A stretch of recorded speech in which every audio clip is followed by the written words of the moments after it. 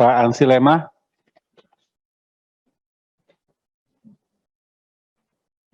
Terima kasih Pak Ketua, selamat siang Pak Sekjen, para Dirjen, dan Eselon 1 yang hadir pada kesempatan ini.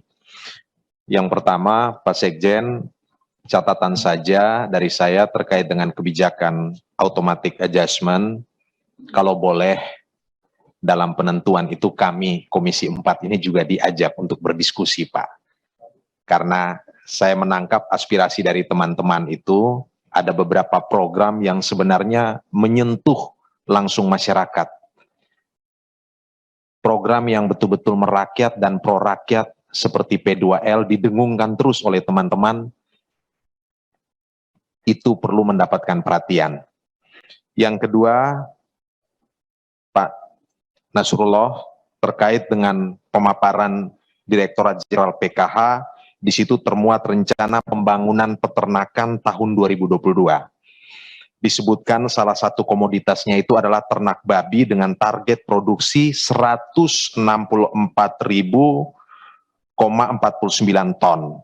Saya ingin tanya apakah target ini realistis Pak? Karena kalau kita bicara mengenai lokus ataupun wilayah-wilayah produsen babi, antara lain Sumatera Utara, Sulawesi Utara, Bali, dan NTT, ini beberapa waktu lalu ini terkena virus ASF. Nah, kami ingin melihat apakah target ini realistis, upaya apa yang dilakukan, sehingga kemudian kita bisa meyakini bahwa target ini tercapai di tengah ancaman virus ASF ini. Dan apakah ada pemberian ataupun pembagian benih bagi para peternak atau masyarakat di wilayah-wilayah ini Pak.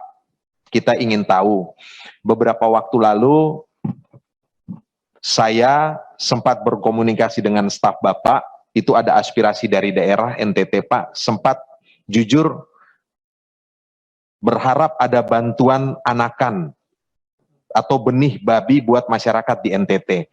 Tetapi dari Direktorat Jenderal PKH menjawabnya ada kendala anggaran. Saya ingin mendapatkan penjelasan soal itu. Adalah produsen ternak babi. Yang Jenderal Perkebunan, Pak Ali Jamil, Dirjen PSP yang diberikan mandat untuk mengurus perkebunan. Di situ dalam pemaparan tahun 2022 ini dilakukan pengembangan perkebunan unggulan nasional berbasis korporasi petani. Ada 14 komoditi yang kami catat di situ, macam-macam, dengan total anggaran 258 miliar 806 sekian.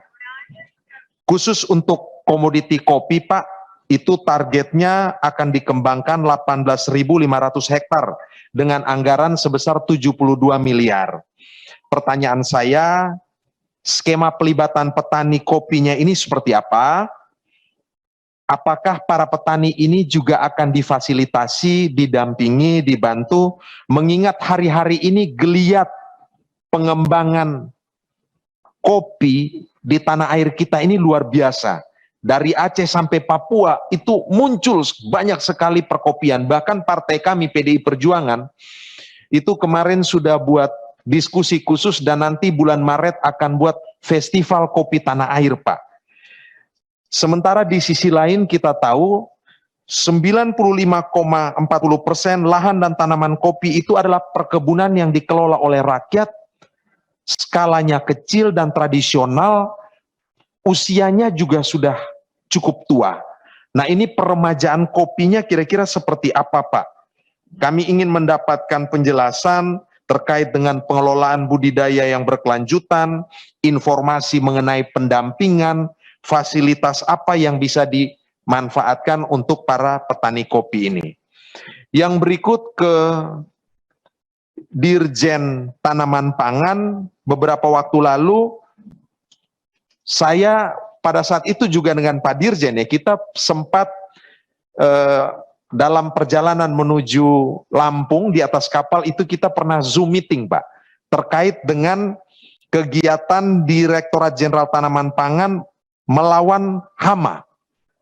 Ada pelibatan di situ, ada masyarakat, ada Pemda, ada Kodim kalau tidak salah.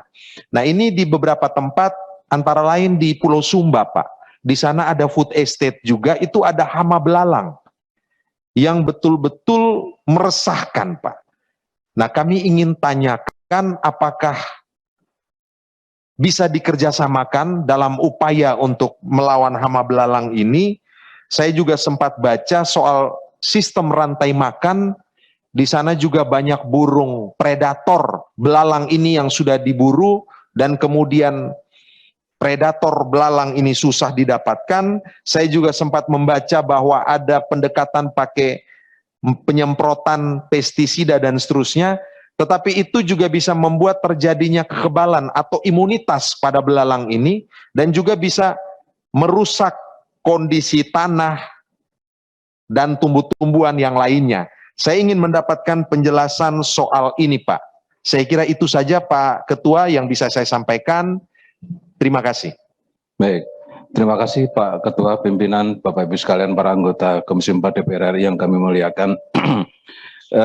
Secara umum yang berkait dengan automatic adjustment sudah kita sepakat untuk bisa kita adjust kembali, dan tentu Pak Ansi dengan kami buka ini tentu ada arahan dari Komisi 4 DPR RI untuk bisa memberikan satu petunjuk untuk bisa kegiatan-kegiatan yang mana, dan itu sudah di dalam konteks program kegiatan yang sudah kita sepakati.